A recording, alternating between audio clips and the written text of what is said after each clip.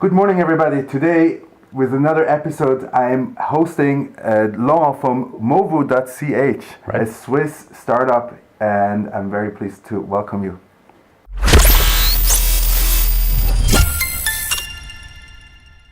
Good morning, everybody. Today, with another episode visiting startups here in Switzerland.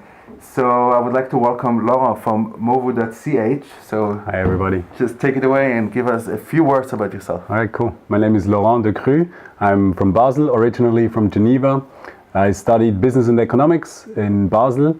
During that time, I was working for UBS, big Swiss bank for those guys that know. And after that, I switched over to Deal, which is like a clone of Groupon in Switzerland. Where I was helping them to define the strategy away from just couponing towards really e-commerce, and I laid out a few topics that they should go into. And I was lucky enough that I was able to do the first part myself, which was an online furniture shop, home and living. I was 23 at that time, and I was given the freedom to work it out and try it out with 25 people. So that was a really, really tough and stressful time, but also I learned a lot in that during that time. And after that, I went back to study, did my master's degree, helped a few startups in the region of Basel to grow and write business plans and things like that, out of which 2 now are really successful. The others are dead, the way it usually goes. Yeah. And after that, in May 2014, I started Movu, and that's how we came to know each other, and that's why we're here. Tell me a little bit, like you just mentioned you came from UBS into the startup life. Tell us a little bit what fascinates you about the startup environment or startup life. I have to say, before I actually started in Deal and in the startup scene, I was not really that fascinated by it. I always saw myself in a big bank or something like that.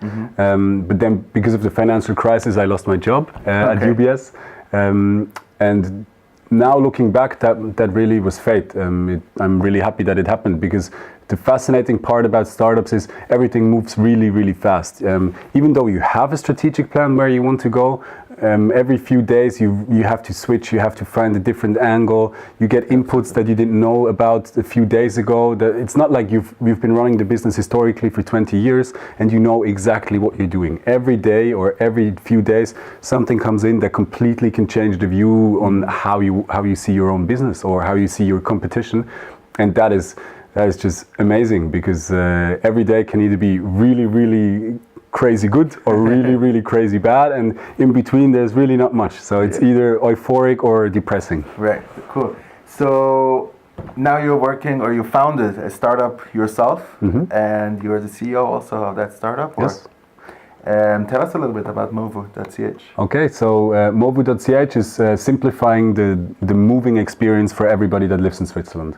So basically, if you need to switch your apartment or your house, you can upload a video of your home, or you can fill out an online inventory form, or you can call our move captains, our customer care employees, and tell them what you're looking for. Based on that, we will find 5 regional offers from moving companies or from cleaning companies, or both, whatever you'd like. That have fixed prices. You can compare those prices, see all the ratings from all people that use the service or this company before, book it directly online with us with different payment methods, and then during the whole process of the move, you have our move captains that are helping you for free to make sure that everything works out. And if you have questions or issues, you can always call them or chat with them or anything else. Apart from that, we also offer a lot of coupons for furniture, for your TV, for your internet, so that you actually can get cheaper deals than you can get when you go to them directly. Okay. So we are really trying to cover every angle around your move from one spot, and that's our marketplace, basically. Okay. So you're mentioning marketplace. Yes. How did you build a marketplace? Tell me what. Let's say like this. Today, everyone wants to build a marketplace, and it seems like you built it. So, what is like the key tip, or what is the thing that you can say like that helped us grow and gain some traction? That's hard to say. I mean, we started thinking that it's really simple to build a marketplace like that. Well, if you read up a bit about it, then you will realize it's not. I should have done that. The thing that helped us most was client interviews. the first couple of months, we interviewed every client that made an inquiry with us on our platform to see what are they really looking for, and defining strategically who's the group that we're going to get money from. Is it the clients, or is it the moving and cleaning companies? Yeah. Because that really defines the strategy on who you need to grow faster. And we defined that the companies are the ones that will be paying our service, and the clients will use us or our marketplace for free. So that's why we knew, okay, we have to grow the customer side faster, and that's why we started doing a lot of interviews there. And finding out what they were looking for, what were their needs, was really, really helpful to us to see, okay, they want to compare, they want to see everything online, they don't want to have people coming by for home visits, a lot of them, not all clients. And I think finding out that and then clustering it together in a really good concept, that was basically what gave us the initial speed to grow. Yeah, so that's my tip. Try to find the segment that is more important for your early growth. I mean, you always have to balance it, but one part is always a little bit trickier to grow, and then focus really on their needs. Interesting, because I'm not sure if you heard about, but Airbnb, they growth hacked through Craigslist. They just used some kind of like tool where they were able to scrape the whole Craigslist and find like all relevant people that want to rent out their apartment and ask them to join Airbnb, and that's how it exploded. Yeah, that's an awesome way to do it. Okay, cool. So tell me a little bit more about entrepreneurship. It seems that here, specifically in Switzerland, you don't hear that often, or like lately it's becoming more, but like of companies or startups that are able to raise a lot of money. So tell me, how did you feel is the market right now in terms of raising money here in Switzerland or from Switzerland? I feel it depends on the sector you're working in. If you're working in biotech or really high tech, I think it's not that difficult. There are a few big funds that are really pushing on these topics. Yeah. So if you're good at that, I think you'll be safe in Switzerland to raise big rounds. If you're more in the B2C markets, in the digital markets, then it's tougher. You can in Switzerland find a lot of business angels that help you with the early rounds, because I would say the wealth standard in Switzerland is quite high. So there's a lot of people that can give you some money, but when you come to the bigger rounds, let's say 5 million up, you really won't find that in Switzerland anymore. So I know a few startups that tried and had to go to either London-based or US-based investors or VCs to actually raise rounds of 10 to 20 million. So those things are really hard to do in Switzerland. But I think that also makes sense, because if you want to raise these rounds, usually, there's always an exception, but usually you're not looking to build something only for Switzerland. Yeah. You're looking to build something worldwide, and then other aspects are starting to come in. Okay, why is Switzerland your base? Why is that your headquarters? I mean, salary costs are really high there. The market is really fragmented and small.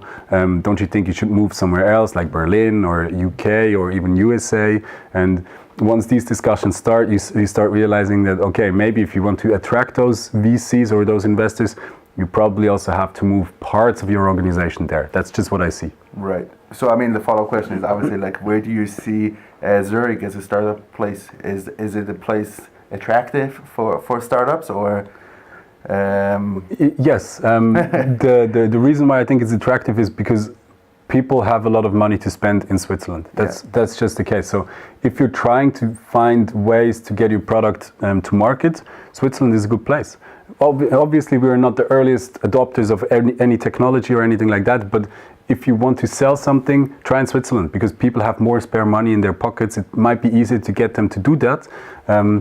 But if you want to grow afterwards, Switzerland is probably not the place to be. Or just not big enough. Not big enough. Yeah, absolutely not big enough. If you compare the market sizes from let's say the US to Switzerland, it's just like tiny. Tiny. Okay, very cool. Tell me one last thing I would like to ask about Swiss entrepreneurship. What is like kind of your tip, or what is important to think about before someone decides to go into starting their own venture? Are you ready to do that for the next 5 to 8 years? That's a question. I think that's the question you have to ask yourself first.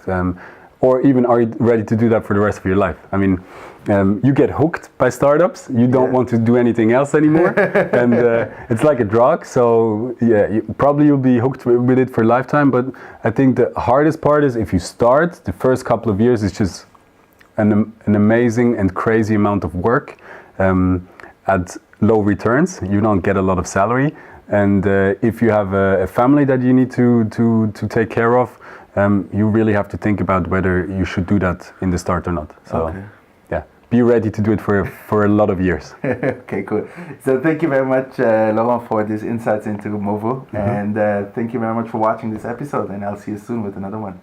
Thanks, guys.